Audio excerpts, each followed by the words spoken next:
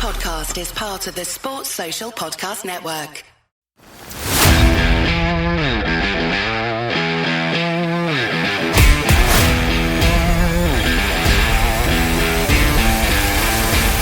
Croeso I podcast Rugby Cymru.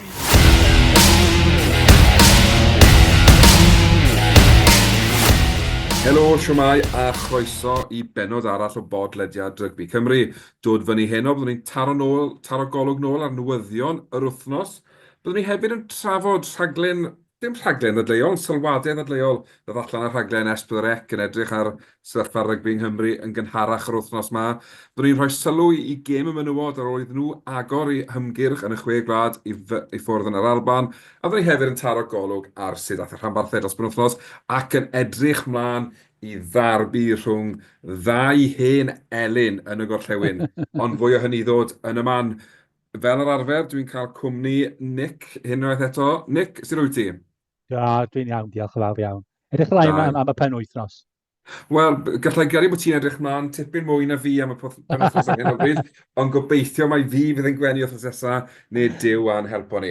Be bynnag, mlaen i'r gêm hynny yn y man. Fyddwn ni hefyd, Nick, gen I sgwrs am sut ath I gyda ti ar The Drafers lawr I stadiwm Swansea.com penwythnos diwetha I weld y Gweilch yn ennill, wrth gwrs.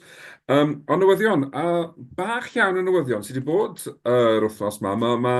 Mae lot o'r pwyslais y gwefannau cymdeithasol wedi bod yn enwedig yn rhyngoedd y Scarlets a'r Gweilch yn edrych mlaen i'r ddwy gêm yn erbyn I gilydd dros penwythefnos nesaf wrth gwrs dydd Sadwrn yma Barc y Scarlets yn y gyngred cyn bod y Gweilch yn croesawu'r Scarlets wedyn i'r Swansea.com yn rownd 16 ola Ewrop.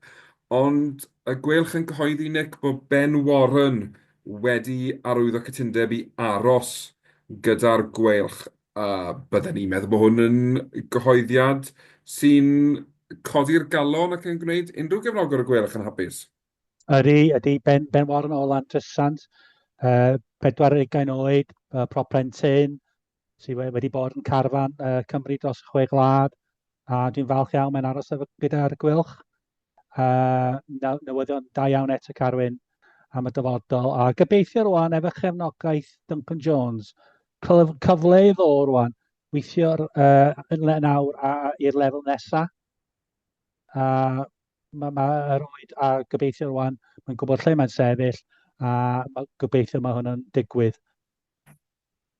Ond sicr, fel ti'n dweud, mae fe'n arwydd da arall, falle, o le mae'r Gweilch fel carfan yn feddyliol. Ar adeg, falle, le mae lot o chwaraewyr dim yn symud I ffwrdd, ond yn edrych, falle, ar opsiynau yn Lloegr neu yn Ffrainc neu yn dramor achos diffyg cyfleoedd, falle, a diffyg llwyddiant y tîm rhyngwladol hefyd, bod nhw'n edrych I ffwrdd. Mae'r Gweilch wedi ail-arwyddo lot o chwaraewyr sy'n dangos bod nhw'n hapus, nid yn unig I aros yng Nghymru, ond yn hapus I chwarae o dan Mark Jones, wrth gwrs. Mae wedi bod yn dymor anodd i'r Gweilch mewn rhyw ffordd falle oddi ar y ca gyda Toby Booth yn gadael cyn dorri wrth gwrs, ond mae Ben Warren wedi sôn 24 oed, nawr yw'r amser iddo fe wneud y cam nesaf a gweld y gallu fynd, achos mae props pen tin da gwerth I pwysau mewn air,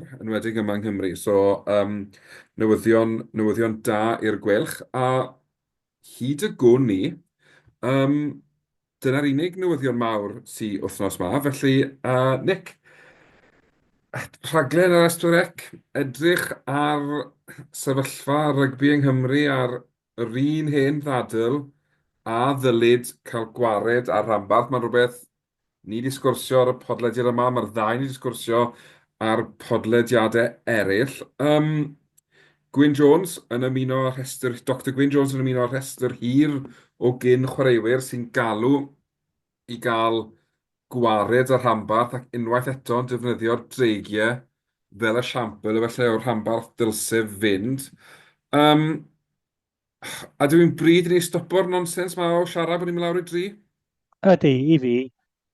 Un peth ni wedi clywed,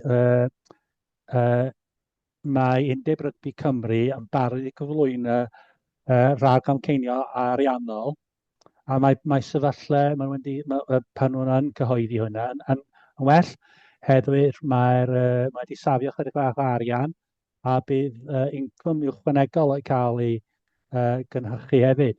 So a cyn dyn ni sôn am y raglen, jyst i atgofio pobl, mae cytundeb yn bron yn barod i cael arwyddo. Dyn ni eisiau nhw'n digwydd rwan. Mae arian yn mynd fyny ydyn ni. O'r 4.6 miliwn rwan, i fyny i 6.6 miliwn yn y blwyddyn ariannol 2020. Felly, ydy hwnna'n digon? Dwi ddim yn gwybod. Petai herwydd mae tîmau fel Glasgow yn barod yn y sefyllfa yna.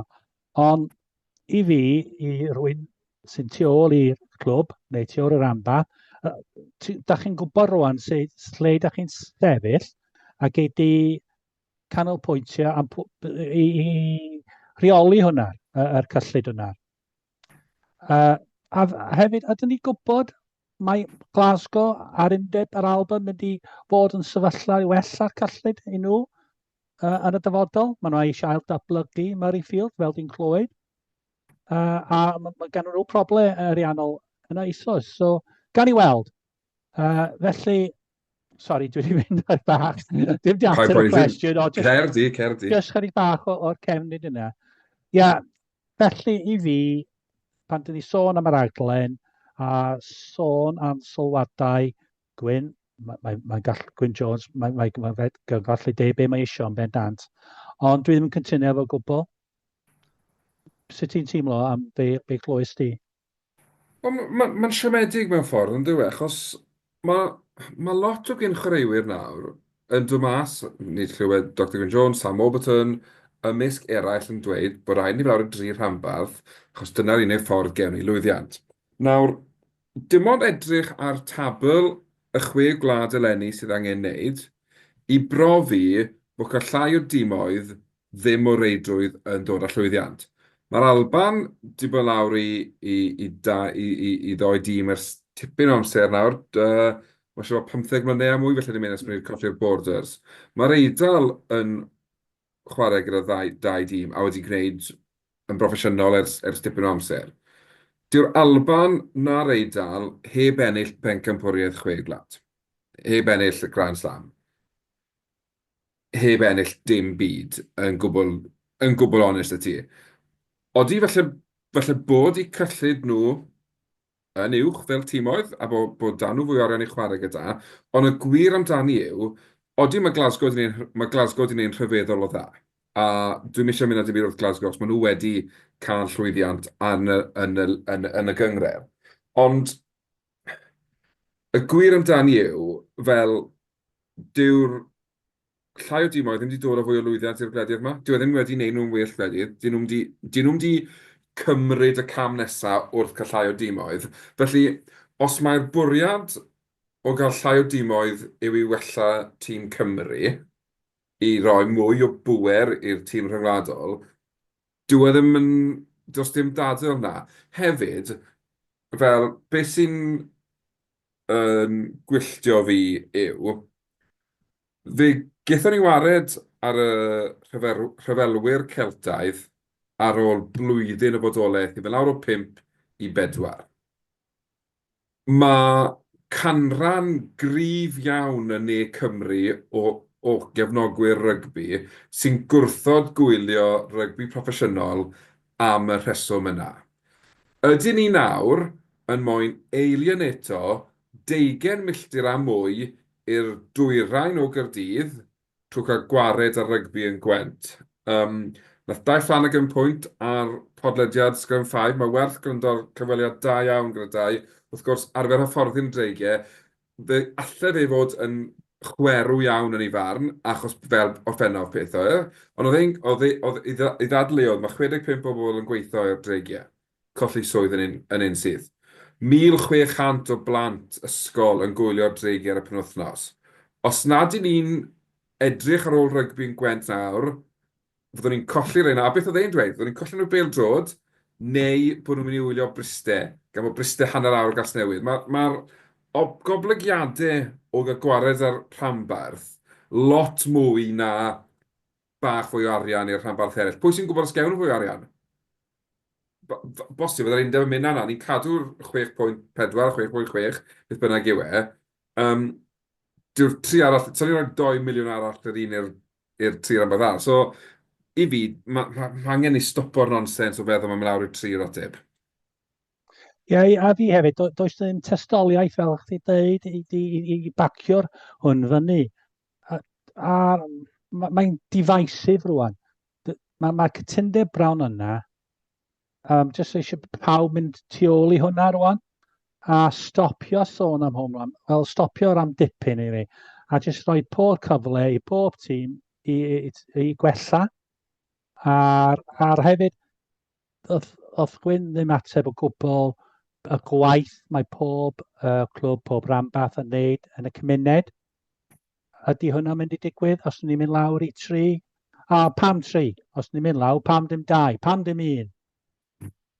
Does ddim, just fel di dweud, dim dystoliaeth tu ôl i o gwbl, a fel di dweud,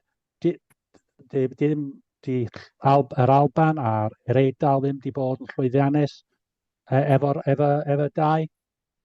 A hefyd, mae'n mynd i elinatio'r cefnogwyr hefyd. So, fel dwi'n dweud, dwi wedi cael llon bol o hwn wan. A rwy'n fel, a oedd Gwyn dweud hefyd, a ddim cytuno efo hwn o gwbl. Mae'r digon rwan, mae o'n meddwl, mae eisiau pawb mynd yr undeb cymryd dros contractiau'r holl chwaraewyr. Wir?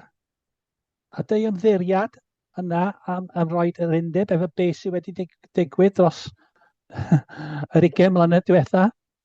Na, di o ddim, ac di. Oedd yn y raglen ddiddorol bod Gwyn Jones oedd yn ei pleidleisio, a bod Gwyn Jones ar dir catref yn Llanelli, llain o'r hanner gynulleidfa'r yn cefnogi ei barn o. So, fel dwi'n dweud, dwi ddim yn cytuno efo fo o gwbl. A broblem yw hefyd fel, ti'n rhoi cytundeb i 65 o chreuwyr. Ni wedi gweld hwn yn gêm y merched i ryw raddau, le wnaethon nhw roi 30 cytundeb fi'n credu allan, dy fe? 30 fi'n credu. Os nad wyt ti'n y 30 yna, ti'n union yn troi yn negyddol erbyn yr undeb. Mae dy farn di o'r undeb yn newid, achos ti'n meddwl, pa mae hi wedi cael cytundeb, ond dwi ddim wedi. Os yw'r undeb nawr yn dod mas o roi 65 cytundeb i ddynion, a wedyn bod nhw'n rheoli 65 o 65 dyn yma. Os na ti'n y 65 yna, ti'n mynd i chwarae yn Lloegr, ti'n mynd i chwarae yn Ffrainc, a ti'n mynd i fynd, tyff, sa'n aros o brwydro a gobeithio gael gyfle. Ti'n mynd i fynd i ennill arian. Mae rygbi'n yn yr yrfa mor fyr, ti ddim really, does dim amser gyda ti i just eistedd a aros iddyn nhw newid i ffordd nhw. Ti'n mynd i ennill dy bai, le bynnag ti'n cael cynnig e.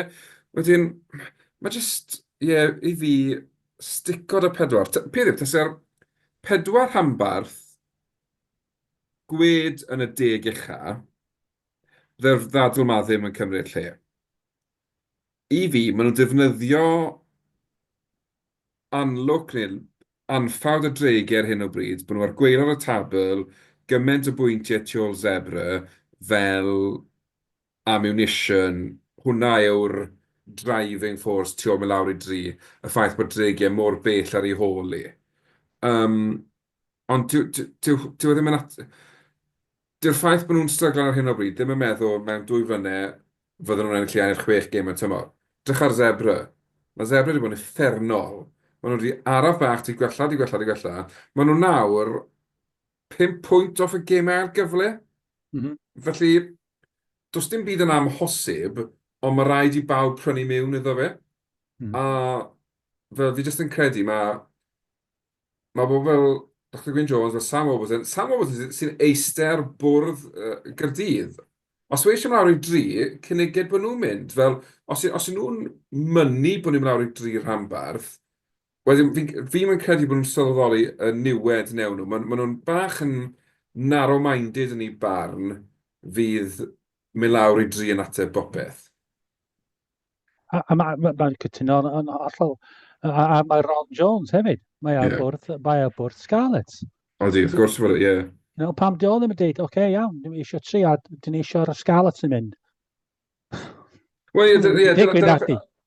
Ie, na, a fi'n credu hefyd, mae'n beryglus iawn pan mae bobl sy'n rhwng gyda rhanbarthau yn dod mas a gweud y pethau chyn. Achos mae'r reputational risk i'r rhanbarthau nawr, hyd yn oed falle bod nhw ddim yn cytuno gyda barn y cyfarwyddwr neu aelod o'r bwrdd, maen nhw'n cael eu peinto gyda'r un brwsh achos bod nhw'n yn gysylltiedig gyda'r rhanbarth hynny. Wedyn, fi just yn... Os yw'r undeb yn gwybod 4 tîm dyn ni, get over it. Fel, dwi'n mynd i newid yn beth. Dwi'n mynd i newid yn bach, mae'n mynd i aros fy ma fe, so mae'n mynd i dderbyn y ffaith hynny, a gweld beth sy'n digwydd gyda'r 4 rhanbarth. A mynd tu ôl nhw a fel dangos cefnogaeth cyhoeddus i'r 4 rhanbarth, dim sleit o un yn nhw achos bod nhw'n syglan. Na, a peth yw, os di sefyllfa ddim yn gwella, di ddim jyst i fod mewn lle sut mae tîm yn neud, mae'n mynd i fod, mae rhaid i cael rai variables i dod i'r penderfyniad pwy sy'n cario ymlaen a pwy sy'n ddim. Jim just be maen nhw'n neud ar y cae. O na, yn union. A fel, ti bron o fod yn gwybod ail brandio nhw eto mwyn trial incorporate o mwy o gefnogwyr. Achos os ti'n aros wedyn fel Scarlets, Gweilch Gaerdydd, beth yw'r llanelli Gaerdydd? Hanner can milltir? Mae rygbi proffesiynol yng Nghymru yn hanner can milltir. Fel, a fi'n gwybod mae Lloegr yn lot fwy o faint na Cymru o ran deiryddiaeth.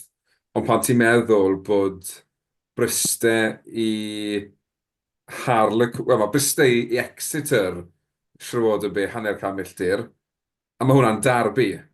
O'n ni yng Nghymru yn rhoi pawb mewn hanner can milltir. So fi'n credu, mae eisiau fod yn ofalus iawn os mae dyna fydd y penderfyniad lawr ar y rhew, bod ni'n newid tîmog, lleihau tîmog, mae'n i fod yn ofalus iawn sut ni'n neud hynny, achos cyn diwedd, fe gollydd lot o gefnogwyr rygbi calon gyda tîm Cymru. A oedd mae'r tîm Wales Brigade yn diflannu wedyn i mewn trafferthion, achos mae hwnnw wedyn ti wirioneddol yn colli cefnogwyr yn sydyn iawn. Gai jyst, cyn i ni gorffen, gai jyst reassure rai bobl wrach sy'n sy'n gyda Dr Gwyn Jones. Yn siŵr mae'n lot fwy dawnus pe mae'n gwneud asesiad meddygol. Wel, dwi'n gobeithio anyway. Diolch i ti, Nick. Fi'n siŵr bydd rhaid i sy'n gwrando yn falch iawn o glywed hynny. Reit, symudwn ni mlaen nawr. Achos mae pethau da wedi digwydd ar y ca dros wythnos diwethaf yma, a dwi ddim yn credu dylsen ni fod yn canolbwyntio'n holl egni ar sylwadau negyddol, ond mae yna lot i ddathlu ar y ca. Wrth gwrs, does dim o hynny i wneud gyda'r Scarlets, ond mwy am hynny mewn bach. Fe ddechreuwn ni gyda tîm menywod Cymru. O, cyn bod ni'n mynd tîm menywod Cymru, spoiler alert, yn Super Rugby Cymru heno, mae yna gêm bwysig iawn, Glynebwy yn erbyn Pen-y-bont. Felly, os chi'n gwrando nôl bod chi'n wedi gweld y gêm hyn, ceiwch y cluster nawr, ond 2 munud ar gen i fynd, Pen-y-bont newydd groesi am ei ail gais, ond mae'n 41 i 15 i Glynebwy. Felly mae'n edrych yn debyg fydd Glynebwy yn mynd nôl i i frig y tabl yn Super Rugby Cymru am hyn o beth bynnag. Ond, nôl i ben wythnos diwetha, menywod Cymru, dechrau hymgyrch yn y Chweglad i fyny yn yr Alban, colli o 24 i 21. Gêm agos iawn fel bydden ni'n disgwyl. Fi'n gwybod mae'r Alban, um, mae'r Alban yn seithfed yn y byd a Cymru'n unfed ar ddeg, fi'n credu, yn y rankings menywod. Y ddwy wythwr yn cael ei danfon oddi ar y ca. Um, Ond, y golled, Nick, lot i Sean Lynn a'r tîm hyfforddi fod yn reit hapus gyda wrth feddwl mae dim ond wythnos maen nhw wedi cael gyda'i gilydd fel tîm hyfforddi. Ia, dyna beth sy'n pwysig yn dydi Carwyn. Sy'n ei 4 waith. Maen nhw wedi bod ar y cae ymarfer cyn i'r gêm, a'r tywydd yn lot gwael yn doedd. Ond, na, mae'n siŵr mae'n digon positives i cael gymryd allan o'r gêm, a gêm galed iawn wythnos yma rwan. Ond ie, fel rhywbeth, a jyst y ffaith mae'n edrych maen nhw'n mwynhau chwarae efo, a dyna'r beth sy'n pwysig yn dydy o lle maen nhw wedi bod. A just camau bach maen nhw eisiau rwan, penwythnos yma rwan, a wedyn trio gwella'r canoliadau rwan cyn diwedd y cyfres y chwe glad. Wrth gwrs, odi, mae'n ddiddorol ti'n dweud fyna bod yn edrych yn mwynhau chwarae iddo fe. A mae'r buzz sydd i weld ar tudalannau cymdeithasol Undeb Rygbi Cymru a'i hymateb nhw, maen nhw'n wneud fel cwpl o'r TikTok trends ar ddesio nhw gwmpas ar hyn o bryd. A mae'n amlwg bod na, os gwrs chi, bod na buzz dda yn y sgwad. Falle bod y canlyniadau ddim yn mynd i fyny ffordd nhw, mae'n amlwg bod nhw'n yn united fel Carwyn, yn teimlo fel un. A'n edrych mlaen fi'n credu i weld le allan nhw fynd fel Carwyn o dan Sean Lynn, a bod na wir gred o'i plith nhw, bod hwn yn gyfnod da, ond hefyd yn gyfnod pwysig iawn i gêm y menywod yma yng Nghymru. Ia, dwi'n meddwl i gynethod hefyd rwan. Mae nhw adeiladu am Cwpan y Byd, a hwnna di mesur y lle maen nhw wedi cyrraedd, a dyn nhw wedi gwella. So mae rhaid nhw roi chydig bach o amser yn nhw, dwi'n meddwl, a paid o roi gormod o bwysau nhw ar hyn y bryd. O, yn union. A hefyd, a bod yn real am eiliad, yn fe, ar ôl perfformiadau'r dynion yn eu chwe gwlad nhw, mond bod y merched yn rhoi good go iddi a'n gystadleuol yn y gemau, fydd cefnogwyr yn hapus, achos bydd e'n fwy na beth welon ni wrth y dynion i ryw raddau, fel heblaw ambell i fflach fan hyn a fan acw, oedd ein yn ymgylch siomedig iawn o'r dynion, felly gobeithio fydd y merched yn bach mwy cystadleuol, ond rhoi her da i'r gelynion wrth iddyn nhw wynebu nhw o penwythnos yma ymlaen. Wrth gwrs, mae gêm nesaf nhw adre yn Stadiwm y Principality yn erbyn yr hen Elin Lloegr. Os na chi wedi dyfalu gelyn yw gair yr wythnos, gan bod i yn wythnos fawr i fenywod Cymru gyda Cymru Lloegr, ond hefyd yn y gorllewin, y Scarlets yn croesawu'r Gweilch yn y gyngred, ond mwy am hynny yn y man. Un peth sy'n anghofio sôn am y newyddion, wrth gwrs, Andy Farrell wedi cyhoeddi hyfforddwyr ar gyfer y llewod. Dim enw Cymreig yna o gwbl, ddim yn lot o syndod, felly Nick. Mae'n edrych yn debygol mae falle 2 Gymro fydd ar yr awyren, ond Simon Easterby, wrth gwrs, sydd yn y ras i fod yn hyfforddwr nesaf Cymru. Mae fe wedi cael ei enwi fel hyfforddwr. John Fogarty, Andrew Goodman, Richard Wigglesworth a John Dalziel. Wedyn, edrych mlaen i'r daith yna'r haf. Wrth gwrs, fydd ni'n trafod tipyn o hynny, ond rhanbarthau penwythnos diwetha, ddechreuwn ni nos Wener diwetha Gaerdydd yn croesawu y Lions i Barc yr Arfe. Nes i weld bus y Lions, dwi'n gwybod, o'n nhw wedi parco tu fas i'r amgueddfa yng Nghaerdydd, ond o'n nhw wedi mynd, oedd ddim chwaraewyr ar y bus pryn ni, ond oedd y gyrrwr i weld reit hapus i fynd o'r lle i barcio. Ond y Gaerdydd yn ennill y gêm agos iawn, 20 pwynt i 17. A buddigoliaeth oedd angen ar Gaerdydd ar ôl, wel, beth gallwn gael ei ddisgrifio fel disaster o 2025 hyd yn hennig. Gêm bwysig iawn yn nhw ennill yn doedd. Tro cyntaf fel chdi dweud, nhw wedi ennill yn y flwyddyn yma rwan. So, massive game.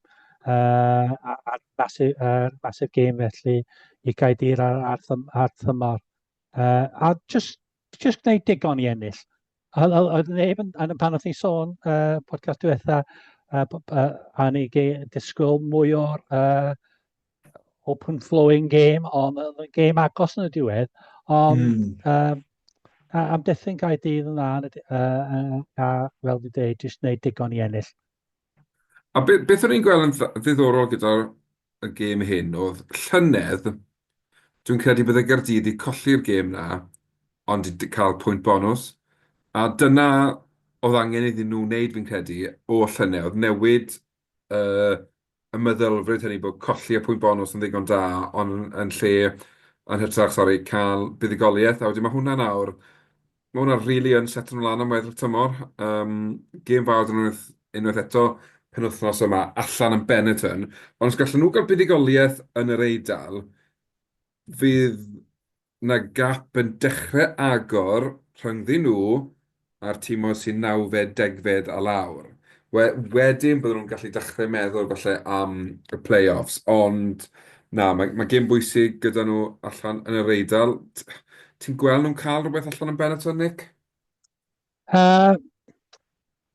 Gêm maen nhw gallu ennill, ond rhaid cofio mae Benetton efo'r cyllid mawr, a mae gwahanol tîm pryd mae'r chwaraewyr o'r tîm Eidal yn chwarae. Mae nhw gry ofnadwy yn y canol. Dwi'n meddwl mae Monticello i cynnal yr gorau yn y Northern Hemisphere. Mae mor dda. Just mae'r ffaith mae'n chwarae i Benetton a'r Eidal. Dim yn cael wrach y clod mae angen ar heiddi. Na. Dwi'n disgwyl Benetton just dod ar top yn hwn. Ie, dwi'n credu mae'n cytuno gyda ti, yn enwedig yn yr Eidal, maen nhw'n bwystfil gwahanol adre, a mwy na thebyg fydd eu ser rhyngwladol nhw gyd yn cael rhyw fath o rynawd penwythnos yma gyda, wrth gwrs, gêm Ewrop mewn wythnos wedyn, felly dwi'n disgwyl bydd tîm reit gryf gyda Benetton. Maen nhw'n dal y cyfle i gorffen yn y 8 uchaf hefyd. Odyn. Mae'n effernol o dyn yn y tabl, 5 pwynt sy'n gwynebu Gaerdydd yn 5 a'r Lions sy'n 10 ar 10. Mae'r Scarlets wedi gwneud rhywbeth da o fel, 2 pwynt maen nhw tu ôl y llewod, a Lions am y Zebra, 3 pwynt tu ôl y Lions. Ond mae yna bach o gap yn dechrau ymddangos nawr rhwng 3 ar 10 ucha a'r Scarlets a Zebra o'r un dreigiau, wrth gwrs, yn ymellach to. Ond her i Gaerdydd, cawn weld sy'n reith hwnna, ond mae'n gêm bwysig iddyn nhw ar ôl buddigoliaeth dda penwythnos diwetha. Wedyn, wrth gwrs, disadwn y 2 rhanbarth arall yn chwarae. Scarlets at gynta, adre erbyn y Stormers. Wel, sa'n gwybod beth i weid, shambles llwyr, shambles. Mae'n o beth oedd yn edrych fel tymor addawol i'r Scarlets, Nick, mae nawr yn gweld os ydyn ni'n gallu safio unrhyw fath o saving grace yna, achos mae'n troi mas i fod yn dymor siomedig. A mae ambell i chwaraewr yn ffodus felly bod nhw'n gadael y Scarlets, achos mae lot o gefnogwyr yn anhapus iawn gyda rhai yn dilyn perfformiadau y proswetha. Gêm siomedig iawn yn nhw'n dweud, fel mi sôn, i pob, i Gweilch, Caerdydd a Scarlets. os nhw, oedden nhw, os nhw eisiau fod yn yr 8 uchaf, oedden nhw'n rhaid yn nhw ennill dwi'n diwetha, a 2 wedi a 1 ddim. Ie. A wrach fydd yn y dyfodol yn y cyn diwedd y tymor fydd hwnna'r gwahaniaeth rhwng y tri. Ond dwi ddim yn gweld Scarlets ennill gêm arall tymor yma, a bod yn gwybod honest i ti. A fel perfformio nhw dros y penwythnos, erbyn y dreigiau fydd y pwy sy'n chwarae weitha, achos fel siomedig, dyna fe mor siomedig ydw i, dwi'n fed up o bod yn honest i ti, fi'n credu bod ni wedi chwythu pob gobeith o dan ni o gyrraedd yr 8 ucha. Ni nawr yn mynd mewn i wynebu y Gweilch 2 waith ar y trot, tîm sy'n dod mewn i'r gêm yn llawn hyder, llawn momentum. Mae popeth i fi yn pwyntio at crysfa arall dydd Sadwrn yma. A wedyn yn Ewrop, dyw e helpo ni, achos mae nôl yn Abertawe, fi'n credu mae'r Gweilch yn well tîm hyd yn oed to. So na, mae'n gyfnod anodd, a dwi ddim yn reidrwydd eisiau beio'r tîm hyfforddi, achos mae'r tîm hyfforddi on yn gallu gwneud hyn a hyn. Ar y ca, mae angen i chwaraewyr gymryd cyfrifoldeb. A mae angen i chwaraewyr profiadol, rhyngwladol, wneud y penderfyniadau iawn. A ar hyn o bryd, mae gormod o gamgymeriadau yn cael ei gwneud gan unigolion dylse ddim fod yn gwneud o. Ond eto, dwi'n eisiau mynd dim byd wrth y Stormers. Fe ddaeth y Stormers i lanelli gyda cynllun, a mi wnaethon nhw sticod y cynllun, a yn heddiannol mi gaethon nhw buddigoliaeth y pwynt bonus. Ond mae 2 gêm nawr, Ulster a'r Stormers, fi'n credu mae'r Scarlets really wedi gadael eu hunain lawr, a dyna pam nawr wedi llithro o 6 i 40 yn y tabl, dim ond Zebra a'r dreigiau tan nhw. Sôn am y dreigiau, close yet so far unwaith to. A Dre Ulster, colli 34-30, i fyny ar yr hanner 24-14. A dwi'n deg i weid, Nick, os ti fyny 24-14 hanner amser, dylse ti ddim fo'n colli gêm adre. A mae'n dangos lle maen nhw fel tîm, dri. A pan nhw'n chwarae well, dyn nhw ddim yn gwybod sut i ennill gêm nac. A dim eisiau bod yn erbyn y maswr, ond pan ti'n methu ciciau pwysig, mae'n rhoi gormod o pwysig chdi fel tîm, a dim oedd yn cic anodd.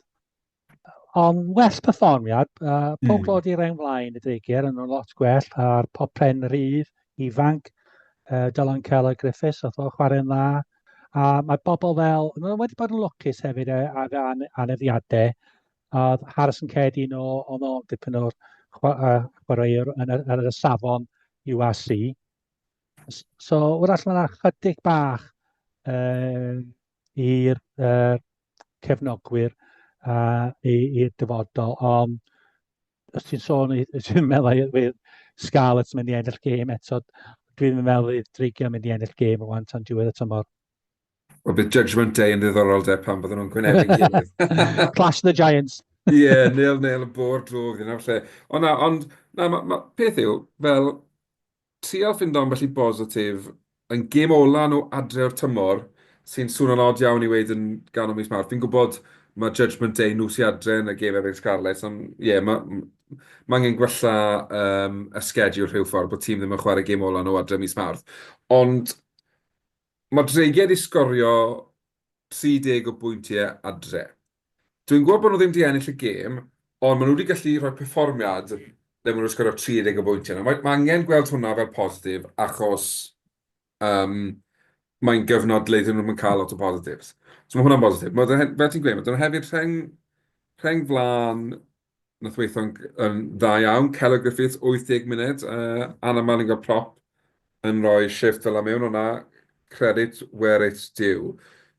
Maen nhw hefyd wedi cael torf o tua 6,500. Nawr,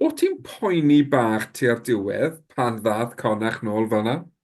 O'n bendant. Oedd yn crazy game. Oedd. Uh, Wel, oedd y Gweilch yn dechrau'n sâl. A byddai dweud, mae Connacht ddim yn tîm wael o gwbl. Mae'n wastad efo pac rif a olwydd gweddus. Ond wedyn oedd y Gweilch cael purple patch. Sgoria pedwar cais, dwi'n meddwl, Do. cyn hanner tan yr amser. A maen nhw'n lwcus. Mae'r arau chwaraewyr yn chwarae yn eitha dda. Stendre wedi bod really pick-up dda iawn.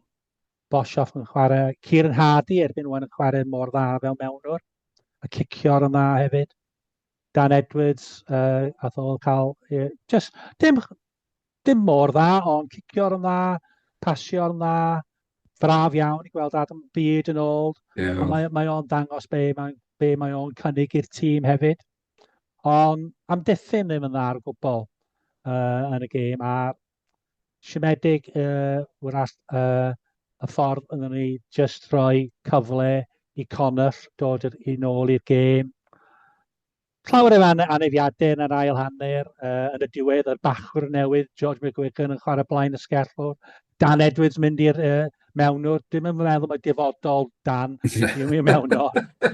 Na, ddim yn gwbl, na. So, llawer o newidiadau i tîm catre. Ond yn y diwedd, y ffaith ni wedi ennill a'r dangos lle dyn ni fel tîm. Oedd ddim yn performio gret, ond i ni just cael y 5 pwynt allan o'r gêm a mynd ymlaen wan am y gêm nesaf a'r canolpwyntio a pethau sydd ddim wedi mynd yn dda erbyn dysadwr nesaf dros y bont yn Parc y Scarlets. Wrth gwrs, ond hefyd yn fwy na hynny'r fuddugoliaeth na yn rhoi'r Gweilch nôl yn seithfed. Ac o dîm felly o ddim yn edrych o gwbl fel cyrraedd y gemau a'r gyfle, ni nawr mewn sefyllfa le mae'n anodd gweld y Gweilch ddim yn cyrraedd y gemau ail gyfle. Fi'n gwybod bod hwnna'n bold statement i wneud felly 5 gêm i fynd, ond mae fel maen nhw'n chwarae ar hyn o bryd, jyst yn neud ti feddwl fel anodd gweld nhw'n colli tan falle bod nhw'n mas i De Affrica. Mae'n oedden nhw, wel, 4 darbi, 2 yn y gyngred a gêm Ewrop wrth gwrs, ond... Ie, wnaeth bydd 3 yn hen digon, os ni ennill y gêm yn erbyn tîmau o Gymru, mae gobeithio bydd hwnna rhoi cyfle i ni mynd allan y De Affrica a cael rhyw fath fel point bonus yn y gêmau yna, a bydd hwnna'n digon. Ond mae rhaid ni ennill bob gêm cyn hynny. Wel, ie, mae'n dechrau... Fe newn ni predictions penwythnos ma, Nick, achos yn amlwg mae'n holl bwysig. Fi'n cymryd... Na, cyn bod ni'n mynd mlaen i predictions, o ti yn y Swansea.com, Lance Bradley wneud sgwrs cyn y gêm i drafod St Helen. O ti'n hapus gyda'r hyn ddywedodd? O ti'n gallu rhannu be ddywedodd e, neu popeth yn top secret? Nag di. A dda ni'n mynd mewn i'r lot o fanylion. Os ti eisiau clywed mwy, dyna eithaf eisiau sôn am Ospreys Erie. Ond mae'n soundio reit ddiddorol. Mae yna cynllun wan, mae yna demountable stands mynd i fod ar ochr y Mumbles, ar ochr y dre. Bydd y stand ar ffordd y Mumbles mynd i fod yn permanent efo'r steddalloedd newid a'r function rooms yna. A maen nhw edrych am sut maen nhw gallu defnyddio hwnna dros y flwyddyn. Ac hefyd cael, dim just Swansea RFC chwarae yna ar y prifysgol, ond tîmau lleol. Ac hefyd maen nhw'n cael newyddion da gen Undeb Rygbi, gobeithio yn y dyfodol cael geimiau'r genethod a'r tîm o Danigan yn chwarae yna. So mae'n soundio ddiddorol iawn, a A beth sy'n bwysig ydy, dyn nhw ddim mynd i gallu chwarae adre tan dechrau mis Rhagfyr. So, be dwi'n deall, fel nhw'n dweud, ydy, mae nhw wedi cysylltu efo'r y URC, a bydd o just 2 gêm adre cyn y bwlch am cyfres y Hydref. Felly, a maen nhw'n defnyddio Swansea.com. A be fy'n mynd i fod yn diddorol, mae torf ofnadwy yn troi fyny, dim torf, ond rhifau, yn sal sy'n troi fyny. A bydd yn diddiorol gweld os di cefnogwyr wedi cael digon o'r stadiwm neu wedi cael digon o'r gwylio rygbi byw yn Abertawe.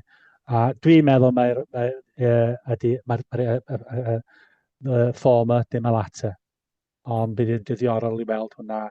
So felly, os eisiau cael clywed mwy, dwi'n mynd i dweud mwy ar y podcast Osbeisiri.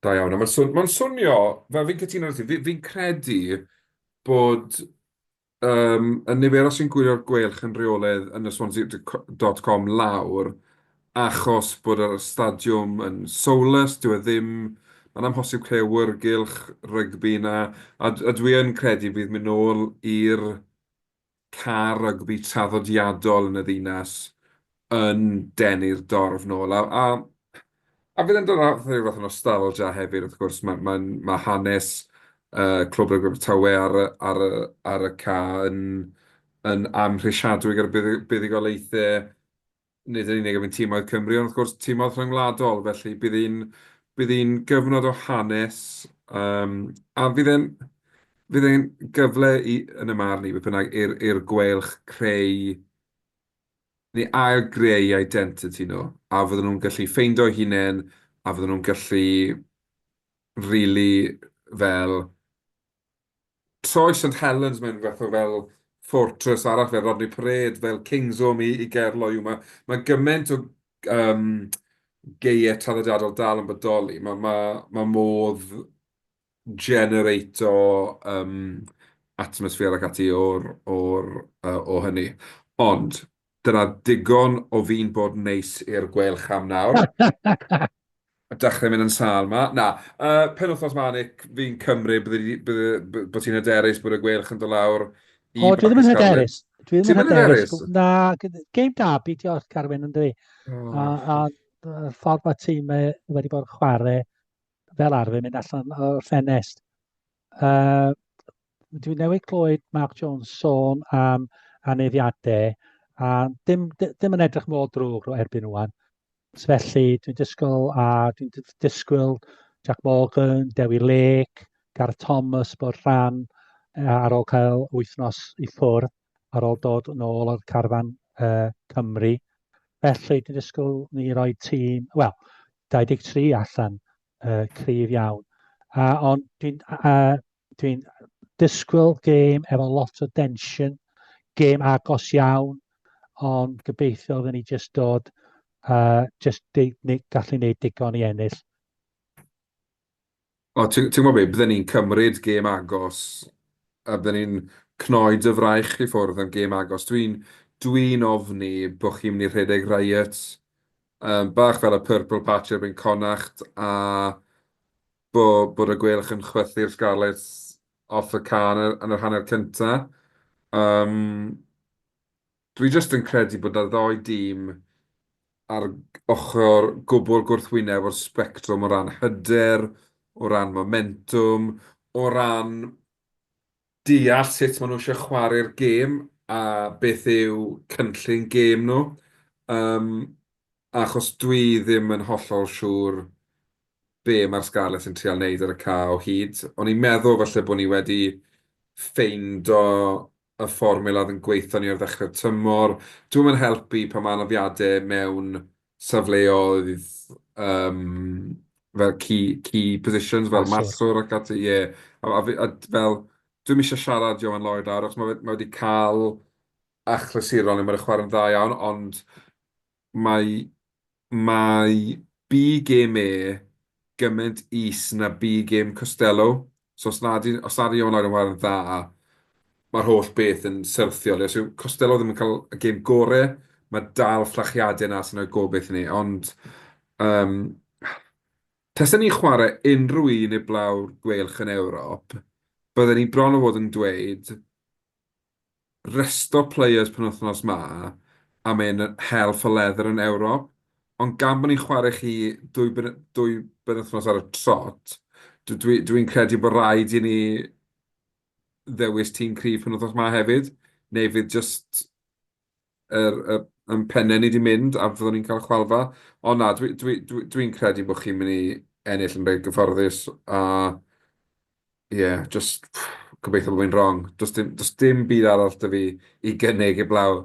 Gobeithio bod fi'n wrong, achos o, oedd disadwn diwethaf yn O, mae'n boenus. braf i gweld bod y gymaint sy'n mynd i troi fyny. Odi, Mae hwnna'n gret yn dydi odi, i Cymru. odi, 10,000 o tocynnau. A pob clod i'r cefnogwyr Ie, 10,000 o tocynnau wedi gwerthu'n barod. A mae rhaid cymordd y ddau glwb. Dwi'n credu mae'r gwaith maen nhw wedi wneud ar y gwefannau cymdeithasol yn cydweithio yn amazing. Mae'n dangos pan mae... bod fi'n sôn amdano chi fel y gelyn a bod ni'n hen elynion, ond y gwir yw, beth i ni moyn yw tîmodd ni yn chwarae o flaen stadiymau llawn. Mae hynny ond yn mynd i weithio os yw'r clybiau'n tynnu dy gilydd. Wedyn fi'n cael mae'r gwaith o ran posteri a'r fideos a'r trip down memory lane dros yr wythnos byddefnos diwethaf yma wedi bod yn wych a mae wedi bod yn braf iawn gweld y Scarlets a'r Gweilch yn cydweithio ar y prosiectau yma a'n cael llwyddiant yn y gwerthiant y cynnau oherwydd hynny. A wel, os ydy rhywun cymryd y plant am y tro cyntaf i gêm, a beth bynnag yw'r cylyniad, y ffaith mae'n mynd i lot, mae'n mynd i llawer o stadiwm bron llawn, hwnna mae'n mynd i cofio. O, a mae'n mynd i dweud, o, mam, dad, gai mynd eto. Ie, fi'n cofio mynd i Parc Ystradau yn blentyn 6-7 oed, pan oedd miloedd na, 10,000, 80,000, dim 80, 8 i 10,000, oedd stradi mynd ar agor ni. A ar sŵn, a ti jyst yn meddwl fel, mae'n magical, fel mae beth sy'n digwydd ar y ca, bron o fod yn irrelevant, achos ti jyst yn cael dy gymryd gan y don yma o atmosffer a canu, a mae jyst... Canu a... Ie. Dyna beth plant mynd i cofio, dydy? O, ydy, a mae'n ddiddorol, ti'n dweud hynna, mynd ôl i cyfweliadau Flanagan ar y podcast Gym 5, oedd e'n hyfforddi tîm i fabe, a oedd plant i bod i weld y dreigiau penwythnos diwetha, a beth nhw'n gweud oedd, oh my god, nes i gwrdd ar yn Wainwright, nes i gwrdd ar Rio Dyer, nes i gwrdd ar hyn o'r llall. Neb yn sôn am y canlyniad y gêm. Mae rhaid i ni gofio, mae plant dal yn edrych fyny i'r chwaraewyr yma. Er bod canlyniadau ddim yn mynd o'n plaid ni, mae harwyr nhw yw dy Aaron Wainwright di, yw dy Jack Morgans di, yw dy Tom Rogers, pwy bynnag. Felly mae'n hawdd i ni fel oedolion anghofio i blant, maen nhw'n cael gweld i harwr, dyw'r rygbi ddim yn bwysig. Felly, os ni'n gallu rhoi profiad byth gofiadwy'n iddyn nhw o'r sŵn a'r atmosffer, mae'n jyst yn gwneud popeth yn wych, ydy. Felly, pob lwc di Sadwrn, Nick. Bod ddim angen lwc arnoch chi. Fydd ymunau fe. Ond just gobeithio gan i gêm dda le fyddwn ni siarad am y rhesymau cywir a dim am y dyfarnwr oedd hefyd yn charge o gêm Cymru-Lloegr dan ei gêm, i'n credu. Dwi'n meddwl. Chweched gêm yn y gyngred. Fi'n siŵr os does y dyfarnwr yn ei chweched darbi y chweched gêm, ond dyna ni. Mae hwnna'n stori arall, a dwi'n mynd i siarad lawr dyfarnwyr. Super Rugby Cymru. Un gêm wedi gorffen hyn o'n barod. Os na chi eisiau clywed y canlyniad, ceiwch y sŵn nawr, ond buddigoliaeth i Glyn Ebwy o 48 i 17. A mae hwnna'n meddwl bod Glyn Ebwy wedi mynd i frig y tabl ar ôl ennill gyda 6 pwynt, wrth gwrs 6 pwynt am buddigoliaeth o dros 15 pwyntiau yn Super Rugby Cymru. Mlaen i brynawn dydd Sadwrn, tair gêm bwysig iawn. Aberafan yn croesawu Gaerdydd. Shwt ti'n gweld hon yn mynd, Nick? Gêm anodd iawn i Aberafan. Dwi'n disgwyl Caerdydd oherwydd ffaith. Maen nhw eisiau bod yn y pedwar uchel, dwi'n meddwl. Ie. Neu dau uchel, dibynnu beth, a mae rhyw play-offs yn does. So Os, ie. dwi'n disgwyl Caerdydd mynd i curo Aberafan dydd Sadwrn. Odi, mae'n anodd angytuno gyda ti, wrth gwrs, Gaerdydd yn gobeithio falle mynd nôl i frig y tabl ar ôl y buddigoliaeth heno i Glynebwy, ond ie, dwi'n rhagdybio mai buddigoliaeth i'r dîm y brif ddinas fydd hwnna prawn dydd Sadwrn. Hefyd dydd Sadwrn, Cwins Cyfyrddin adre i'r rygbi Gogledd Cymru. Dwi'n credu bod Cwins Cyfyrddin yn mynd i orffen y tymor yn grif adre. A dwi'n credu fydd y daith o ochrau fai Colwyn i Gyfyrddin yn gormod o straen i gwir y gogledd. Felly dwi'n mynd i weid bod Cwins yn ennill mewn gêm o sgôr uchel. Yna i mynd am y rygbi Gogledd Cymru. A mae o'n straen i bechyn. Dod lawr bob pen wythnos lawr i De Gymru, trefilio mor bell. Mae o'n straen i nhw, ond na i mynd am rygbi Gogledd Cymru. O'n i yn gobeithio byddai ti'n mynd am Gogledd Cymru fel ychwanegu at y tensiwn. Rwy'n gêm olaf dydd Sadwrn, gêm bwysig felly i'r ddau dîm am resymau gwahanol. Abertawe adre i Llanymddyfri. Os na ni'n arall hefyd? Mae un dysil. Dysil, sori. Ie, mae'n iawn. Abertawe Llanymddyfri, sut ti'n gweld hon yn munud? Wel, ar ôl ennill y cwpan, yn anodd i weld heibio Llanymddyfri ennill hwn. Odi, na, fi'n cytuno ti. Enwedig ar ôl ennill y cwpan reit gyfforddus hefyd mewn ffordd, dim chwalu Glynebwy o 39-7 fi'n cael ei orffen oddi. Y manc yr eglwys, felly na, dwi'n rhagdybio mae Llanymddyfri fydd yn ennill hwnna ac yn cadw'r pwysau ar y ceffylau blaen. Wedyn prynawn dydd Sul, brwydr Gwent. Ni wedi sôn lot am Gwent heno. Casnewydd adre i Bont y Pŵl, Nick. Mae'n mynd am Pont y Pŵl. Yn mynd lawr i'r Casnewydd a ennill. Wel, mae'n reit ddiddorol, os geith Bont y Pŵl buddigoliaeth y pwynt bonus, a bod Casnewydd gael dim pwyntiau, fe fydden nhw ar yr un faint o bwyntiau yn y tabl yn 4 am 5. Felly bydd hwnna yn sicr yn ychwanegu at bach o densiwn i ddiwedd y tymor. Dwi'n credu hynny, mae'r tîm cartre Casnewydd fydd yn cael y fuddigoliaeth a fydd y gap rhwng y 4 ucha a'r chasing pack yn cynyddu, ond cawn weld beth bynnag. A dyna ni. Wythnos arall o rygbi yng Nghymru. Wythnos gyffroes arall, I guess, yw'r gair. Dwi'n gwybod o'na wythnos arall o rygbi Cymru. Just o, fel yr arfer, Nick, diolch yn fawr iawn i ti am dy gwmni. Diolch i ti. Ac os ych chi'n chwarae, yn gwylio, yn dyfarnu, be bynnag chi'n hyfforddi, be bynnag chi'n neud pen wythnos ma, pob lwc, mwynhewch y rygbi, a fe welwn i chi wythnos nesaf. Gan wybod fydd un o'n un dau yn gwenu, a fydda i yn llefen. Felly na, diolch yn iawn i chi am wylio, am wrando. Diolch i ti, Nick. Hwyl fawr.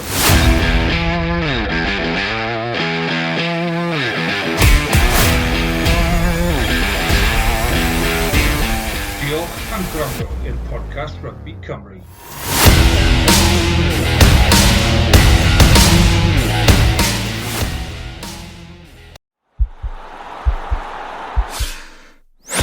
This podcast is part of the Sports Social Podcast Network.